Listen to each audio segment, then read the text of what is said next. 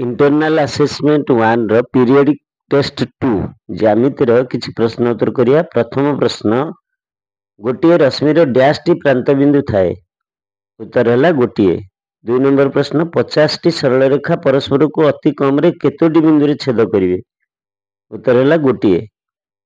3 number प्रश्न, 8 T सरल रेखा परस्पर को अति बेसी रे केतोटी बिंदु रे छेद करिवे, उत्तर है 8 × 7/2 28 टी बिंदु रे। 4 नंबर, एसीबी एक रेखार अवस्थित हेले एवं एक रेखीय हेले सीए रश्मि और सीबी रश्मि संयोग कौन सृष्टि हुए, ए बी सरल रेखा।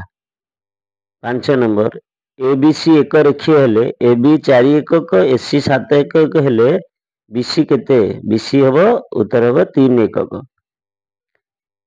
6 नंबर प्रश्न, पी रो स्थानांक -2 क्यू रो स्थानांक 5 हेले पी क्यू अर्थात पी ओ क्यू मध्य दूरता केते, पी क्यू है -2 -5 तो परमाण -7 परमाण 7।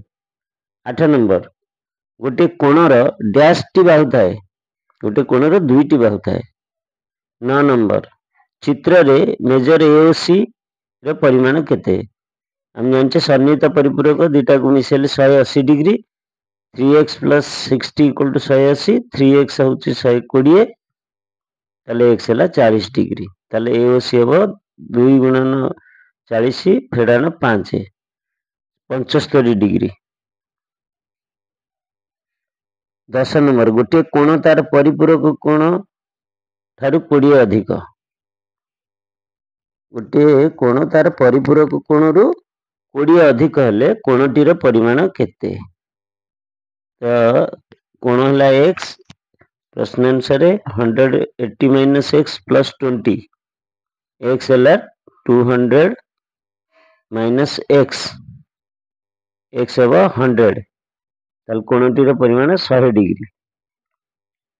11 नंबर प्रश्न, गोटे रश्मि और तार विपरीत रश्मि छेद रे केतोटी बिंदु थाए, गोटे बिंदु। 12 नंबर, ज्यामितिर जनक किए, यूक्लिड। 13 नंबर प्रश्न, π/2 रेडियन केते डिग्री, हम जानिचे पाई रेडियन टा 180 डिग्री, ताले π/2 रेडियन टा 90 डिग्री। 14 नंबर, ए रो स्थानांक -2 बी रो स्थानांक 6, तेबे ए और बी रो मध्य बिंदु रो स्थानांक हबो -2 + 6/2 4/2 2। 15 नंबर, दुईटी सन्निहित परिपूरक कोणर परिमाणर अनुपात 4:5, तेबे बृहत्तर कोणटीर परिमाण केते, हमें सन्निहित परिपूरक हेले जानचे 4x + 5x 180, x बारे 20, बृहत्तर कोण है 5x, तेणु बृहत्तर कोणटी 5 × 20 100 डिग्री। 16 नंबर, चित्र रे x रो परिमाण केते, हम जानचे x + 2x + 3x 180 ताले x हबो 30 डिग्री। 17 नंबर, उत्तल सेट कहा को कहा जाए, एक सेट एस रो दुईटी बिंदु ए और बी नेले जदि ए बी सबसेट एस हुए, ए बी रेखाखंडटा एस रो सबसेट हुए, तेबे एस को उत्तल सेट कहा जाए। 18 नंबर, 5 डिग्री समान केते मिनिट, हम जानचे 1 डिग्री टा 60 मिनिट, तेणु 5 डिग्री टा 300 मिनिट।